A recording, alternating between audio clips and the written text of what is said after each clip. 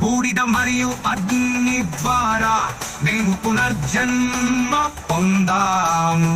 నీ కృపలో భయం లేదు, అపహాస్యం లేదు.